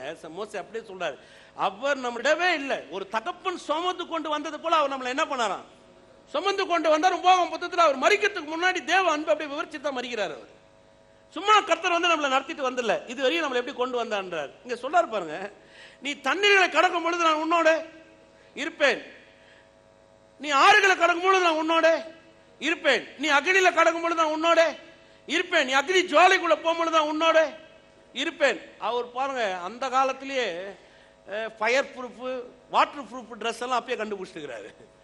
இந்த காலத்தில் வந்துச்சு நீங்க நினைக்கிறீங்களா ஃபயர் ப்ரூஃப், வாட்டர் ப்ரூஃப்லாம்? இப்போ அப்பவே கர்த்தர் கண்டுபிடிச்சிட்டாங்க. நீ தண்ணியில போ, உனக்கு சளி கூட பிடிக்காது, உனக்கு ஒன்றும் ஆகாது, நீ தைரியமா போன்றாரு. நீ ஒரு நெருப்புல இறங்க, நீ பயப்படாத, நீ வேக மாட்ட, நான் உனக்கு வந்து ஃபயர் ப்ரூஃப் மாதிரி இருக்கிறேன், வாட்டர் ப்ரூஃப் மாதிரி இருக்கிறேன்றாரு. எத்தனை பேர் விசுவாசிக்கிறீங்க? சொல்லுங்க, கர்த்தர் என் கூட இருக்கிறார். அல்லேலூயா. கை விட்டுறாருன்னு மாத்திரம் நினைக்கவே நினைக்காது. ஒரு நாள் அவர் நம்மளை விட்டு விலகுவதும் இல்லை, அவர் நம்மை கைவிடுவதும் இல்லை. எவ்வளோ அருமையான வார்த்தை பாருங்க. நான் உங்க கூட இருப்பேன் போப்பா, அவ்வளோதான். நீ யோசித்து பாருங்க. இப்போ மோசே அருமையாக எடுத்து அப்படியே சொல்லாத அந்த சங்கீதத்துக்கு வந்துடுறார் 91. உன் வலது பக்கத்தில் யார் வேணா விழலாம், உன் இடது பக்கத்தில் 10,000 பேர் விழலாம், உன்னை அணுகாது, ஏன்னா நான் உங்க கூட இருக்கிறேன், அவ்வளோதான். அல்லேலூயா. எத்தனை பேர் விசுவாசிக்கிறீங்க? சொல்லுங்க, கர்த்தர் என் கூட இருக்கிறார். விசுவாசிக்கிறீங்களா? கர்த்தர் சாதாரணமான நினச்சிடாதீங்க. ஏதோ ஏதோ பிரதர் நம்ம வாழ்க்கையில் இப்போ நான் சொன்னேன் இல்லைங்களா, ஏதோ கரை சேர்க்கறதுக்கு, ஏதோ நம்ம கேட்டால் கொடுக்கறதுக்கு, ஏதோ பிரதர் இல்லைங்க. உங்களை ஒரு அசாதாரணமான ஆளாக மாற்றினா தான் கர்த்தருடைய நோக்கமே. உங்களை ஒரு அசாதாரணமான ஆளுன்னு இந்த பூமி பார்க்கணும், அதான் கர்த்தருடைய நோக்கமே. நீங்கள் இருக்கிற இடத்துல ஒரு அசாதாரணமான ஆளாக இருக்கணும். உங்கள் எண்ணங்களில் ஒரு அசாதாரணம், உங்கள் பேச்சில் ஒரு அசாதாரணம், உங்கள் செயலில் ஒரு அசாதாரணம், உங்கள் செழிப்பில் ஒரு அசாதாரணம், உங்கள் வாழ்க்கையில் ஒரு அசாதாரணம், உங்கள் பிள்ளைகள் வாழ்க்கையில் ஒரு அசாதாரணத்தை காமிங்கன்னா தான் கர்த்தருடைய வேலையே. அதனாலதான் இஸ்ரவேல் ஜனங்களை காட்சி பொருளா மாத்தினார். இஸ்ரவேல் ஜனனாவே உலகமே என்ன பண்ணுது? அன்னைக்கு திரும்பி பார்க்கல, இன்னைக்கு வரையும் என்ன பண்ணுது? இன்னைக்கு வரையும் என்ன பண்ணுது? திரும்பி பார்க்குது. ஏன்? ஏன்னா நான் தெரிந்து கொண்ட ஜனம், உங்களை எண்ணி அவர் தெரிந்து கொண்ட ஜனமா பார்க்கிறார். அதனால நம்ம சாதாரணமான ஆட்கள் கிடையாது, அசாதாரணமான ஆட்கள். இந்த மாதிரி விசுவாசிக்கிறீங்க? சொல்லுங்க, கர்த்தர் என் கூட இருக்கிறார். அல்லேலூயா, அல்லேலூயா. நம்புறீங்களா? எத்தனை பேர் நம்புறீங்க? ஆமென். அருமையான காரியம் பாருங்க. கர்த்தர் நம்ம கூட இருக்கும்போது என்ன என்ன மாதிரி வார்த்தைகளை கொடுத்து நம்மளை தேர்த்தி கொண்டு போறான்னு பாருங்க. அவர் சங்கீதம் 91ன்றது ஒருத்தர் சொல்றாரு, அதை சங்கீதம் 91 ஊழியக்காரர் அப்படியே சொல்றாரு, அது ராணுவத்தின் சங்கீதம் சொல்றாரு. ஏன் அப்படி ராணுவத்தின் சங்கீதம் சொல்றாருன்னா, ராணுவத்தில் எப்படி பாதுகாக்கணும் அப்படி பாதுகாக்கிற சங்கீதம். ஒரு டெஸ்ட் மணியாக இருக்குதுங்க சங்கீதம் 91 குறித்து. நீங்கள் கேட்டிருக்கீங்களான்னு எனக்கு தெரியாது. ஒரு நல்ல டெஸ்ட் மணி. ரொம்ப வருஷம், பல வருடங்களுக்கு முன்னாடி அமெரிக்காவில் நடந்த ஒரு டெஸ்ட் மணி. ஒரு அமெரிக்காவில் இருந்து ஒரு யுத்தத்துக்கு போயிருக்கிறார். அவர் ஒரு விசுவாசி. எப்பவுமே பைபிளில் பேக்கெட் பைபிள் வைப்பாருங்க அவர். அதனால் எப்பவும் அவர் பேக்கெட்டில் பைபிள் இருக்கும். பேக்கெட் பைபிள் எங்கடா இருந்தால் படிக்கிறதுக்காக வச்சிருப்பார். அப்போ யுத்தத்துக்கு போகும்போது திடீர்னு எதிரி டம்முன்னு சுட்டானா, கீழே விழுந்துட்டாரான். அவர் திடீர்னு எழுந்து பார்த்தாராம், சாவலியான். பைபிளை திறந்து பார்த்தாராம் பாருங்க. சங்கீதம் 91:7 அந்த புல்லட் போய் உட்காந்துருந்தான். அப்படியே நம்புறீங்களா? உன்னை அணுகாது. சொல்லுங்க, அணுகாது. அவர் அப்படியே எடுத்து, அதனாலேயே அந்த சங்கீதத்துக்கு ராணுவத்தின் சங்கீதம்னு வச்சிருக்கிறாங்க. சங்கீதம் 91 என்னன்னு வச்சிருக்கிறாங்க? ராணுவத்தின் சங்கீதம். யோசிச்சு பாருங்க, ஒரு புல்லட்டே நெருங்க முடியல, பாக்கெட்ல சுட்டா அது பாக்கெட்ல போய் உட்காந்துக்கிச்சு. ஏதோ செலவு காசு கொடுத்த மாதிரி போய் அது உள்ள உட்காந்துக்கிச்சு. யோசித்து பாருங்க. நம்ம பிரச்சனைகள் எல்லாம் மேற்கொண்டதுக்காக கர்த்தர் நம்ம கூட இருக்கிறார். நான் சொல்றேன், பயப்படாதீங்க, ஒரு நாளும் பயப்படாதீங்க. உங்களை அழைத்த தெய்வன் உண்மை உள்ளவராக இருக்கிறார். உன் பக்கத்தில் 1000 பேர் விடலாம், உன் வலது பக்கத்தில் 10,000 பேர் விடலாம், அது உன்னை அணுகாது. உன் கண்களால் அதை நீ காண்பாய். துஷ்டருக்கு வரும் பிரச்சனை நீ கண்களால் காண்ப. உனக்கு எதிரி என்ன ஆக போறான், உன் பிரச்சனை என்ன ஆக போகுது, உன் நோய் என்ன, எல்லாம் கண்கள் நீ காண்ப. உனக்கு எதிர்த்து வருகிற ஒவ்வொன்றும் என்ன நிலைமையில போகுதுன்றதை உன் கண்களால் நீ காண்பாய். அதுதான் வாக்கு தத்துவம். எதுவுமே சந்தோஷப்படுறீங்க? ஹல்லேலூயா சொல்லுங்க, கையை உயர்த்தி சொல்லுங்க. என் பக்கத்தில் 1000 பேரும் என் வலது பக்கத்தில் 10,000 பேரும் விழுந்தாலும் அது என்னை அணுகாது. கர்த்தர் என்னோடு கூட இருக்கிறார். நான் தண்ணீர்களை கடக்கும் பொழுது என்னோடு கூட இருக்கிறார். நான் போகும் பொழுது என்னோடு கூட இருக்கிறார். நான் வேலை செய்யும் பொழுது என்னோடு கூட இருக்கிறார். துர்ச்செய்திக்கு நான் பயப்படேன். நான் தலையா இருப்பேன். நான் வெற்றியா இருப்பேன். நான் கழுகுகளைப் போல சட்டைகள் அடித்து உயர எழும்புவேன். நான் மேலாக இருப்பேன். நான் அநேகரை வாழ வைப்பேன்.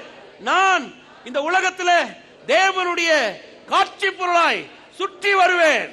அது மாதிரி விசுவாசிக்கிறீங்க? கரங்களை தட்டி தேவனை மகிமைப்படுத்துவோம். ஹல்லேலூயா. கர்த்தர் நல்லவர். எல்லா கரங்களை வைத்து வாய்களை திறந்து ஸ்தோத்திரிப்போமா. ஹல்லேலூயா, ஹல்லேலூயா. ஓ உமக்கு நன்றி, நன்றி, நன்றி ராஜா. ஹல்லேலூயா, ஹல்லேலூயா, ஹல்லேலூயா, ஹல்லேலூயா, ஹல்லேலூயா.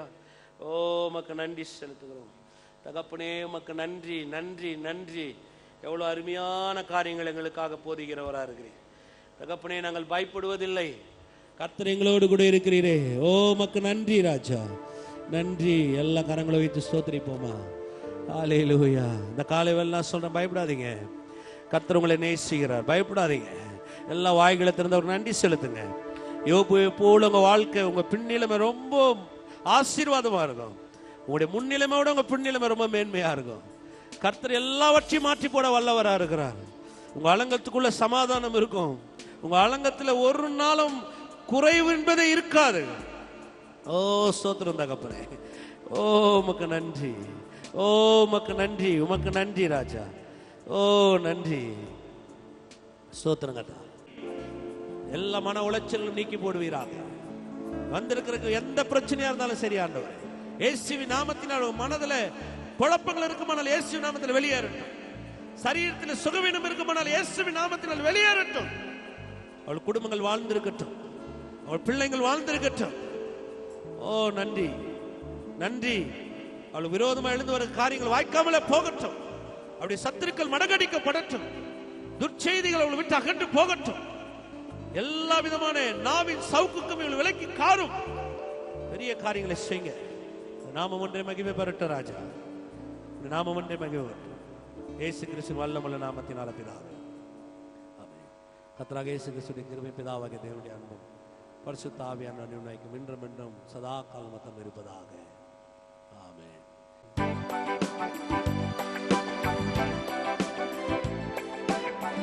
எல்லாரும் கரகத்தை உற்சாகமா நல்ல கர்த்தரை ஆராதிப்போமா.